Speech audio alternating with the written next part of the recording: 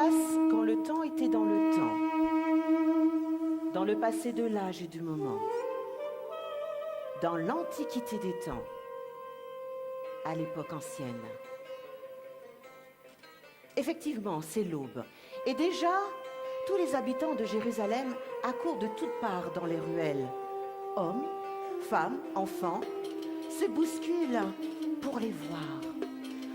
Pour voir ces hommes venus d'un autre monde, montés sur des chameaux parés de soie. Qui sont ces étrangers? Des sages, des prêtres, des astrologues, ou bien peut-être des devins. Mais une chose est sûre, on les a jamais vus à Jérusalem. Et d'où viennent-ils? De Perse, de Babylone. Mais seuls des princes venus du confin de l'Orient peuvent porter de tels habits, c'est sûr. L'élite de contrées lointaines. Oui, on veut les voir. On veut voir cette délégation de chameaux transportant des coffres au bois rare et à la moulure travaillée.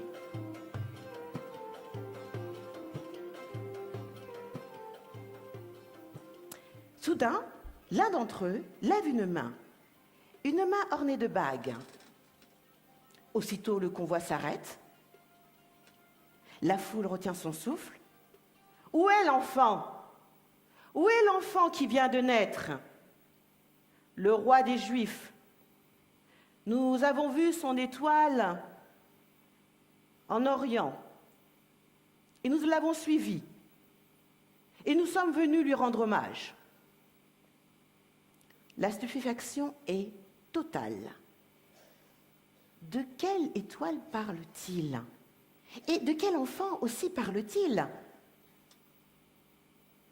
Ils ne sont pas informés de la naissance d'un bébé dans le palais du roi. Et puis, Hérode, le roi, le tuerait comme il a mis à mort tous ses propres enfants. Tout cela semble bien étrange. Seigneur venant du désert, nous ne sommes pas informés de la naissance d'un roi dans notre ville, et puis nous serions avertis. Les seigneurs venant de l'Orient se regardent à leur tour. Peut-être qu'ils se sont trompés. Était-ce la bonne étoile? Et puis, le présage serait-il fiable?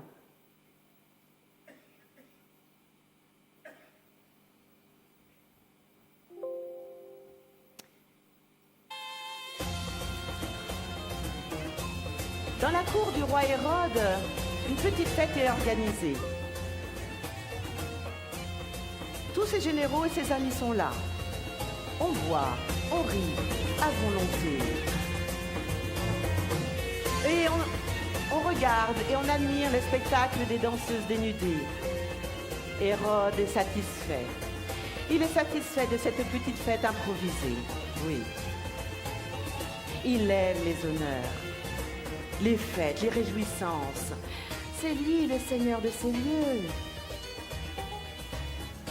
Le roi, le Seigneur, le roi de Judée.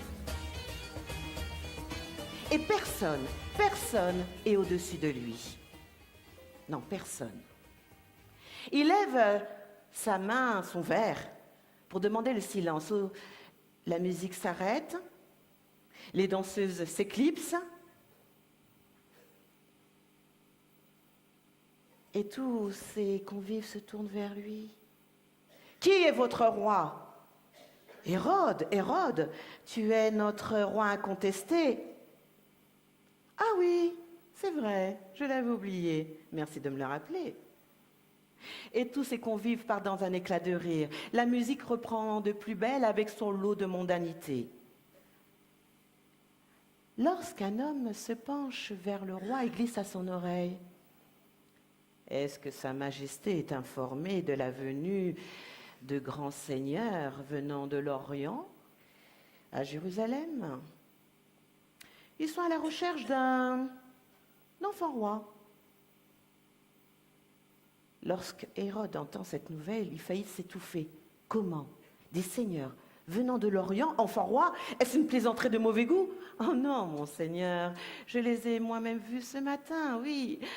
Oui, ils sont à la recherche d'un, oui, d'un nouveau roi. Oui, oui, oui, c'est ça, d'un nouveau roi. Mais Hérode ne l'écoute déjà plus. Comment? Quelque chose lui aurait-il échappé? Pourtant, il avait pris toutes ses dispositions en éliminant tous ses rivaux, anciens amis, ennemis, prêtres, serviteurs. Il quitte précipitamment la salle de fête et convoque les chefs religieux. Êtes-vous au courant de la venue de ces hommes venant de l'Orient? Qu'est-ce qu'ils viennent faire à Jérusalem? Dites-moi. Oui, effectivement, roi Hérode, nous sommes informés de la venue de ces hommes venus de ces païens, de ces sages païens venus de l'Orient. Oui, nous sommes informés. Et ils sont à la recherche de l'enfant qui doit venir. Quel enfant qui doit venir? Comment ça? Que disent les Écritures? Où doit-il naître? Soyez précis. Oui, roi Hérode, selon les Écritures, le Messie à venir doit venir à Bethléem, en Judée. Hérode est fou de rage. Comment?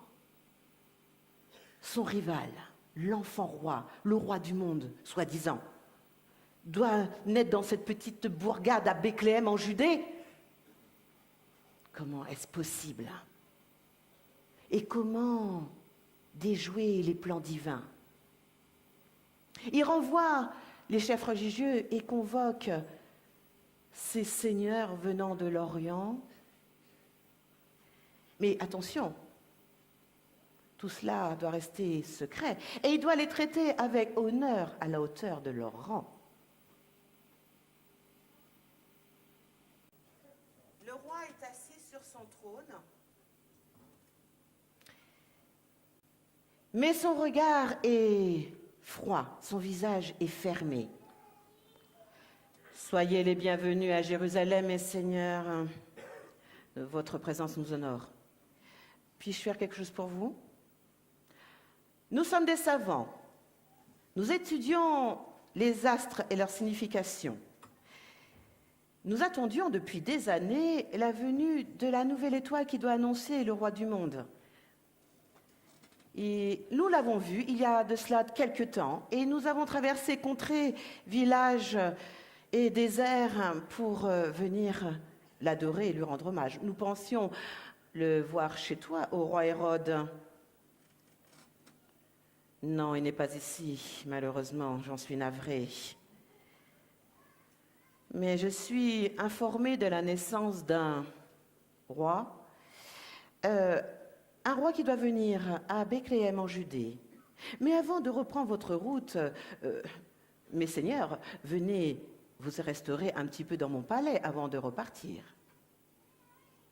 Et quelques heures plus tard, avant le départ des sages, il rajoute, surtout lorsque vous lui aurez rendu un hommage à cet enfant, repassez au palais, revenez vous restaurer avant de reprendre votre long voyage, et par conséquent, vous me direz où se trouve l'enfant roi pour que je puisse moi-même aller l'adorer.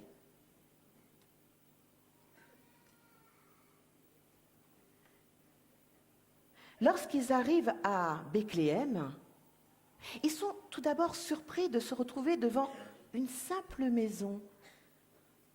Mais aussitôt, ils sont rentrés dans une joie profonde. Ils descendent promptement de leur monture et frappent à la porte. Un homme leur ouvre. Nous sommes des sages venus de l'Orient et nous venons pour adorer l'enfant roi. Nous avons suivi son étoile et elle s'est arrêtée juste au-dessus de votre maison. Est-il là? Ne vous inquiétez pas. Nous sommes juste venus pour l'adorer.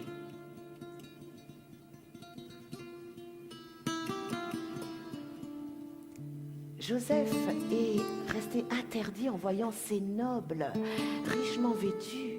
Il les invite à rentrer et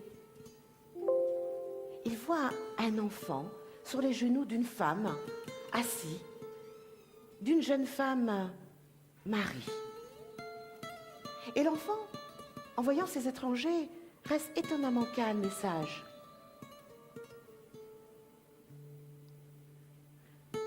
Ils sont vraiment émus.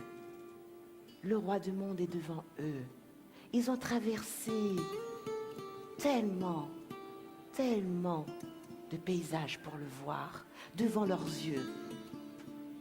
Et tout ému, ils s'agenouillent devant lui et l'adorent.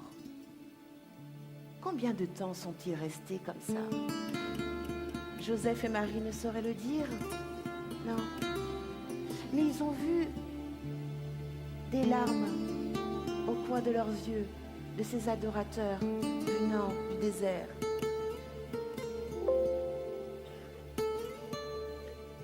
Oui, ça a duré beaucoup de temps. Au bout d'un moment, ils appellent leurs esclaves pour apporter 3 coffres. Un contenant de l'or pur, de l'autre de l'encens de grand prix et le 3e de la myrrhe. Ils se sont assis à même le sol pour raconter leur aventure. Oui.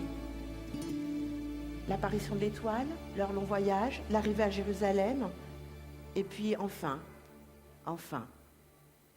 ils ont vu Hérode.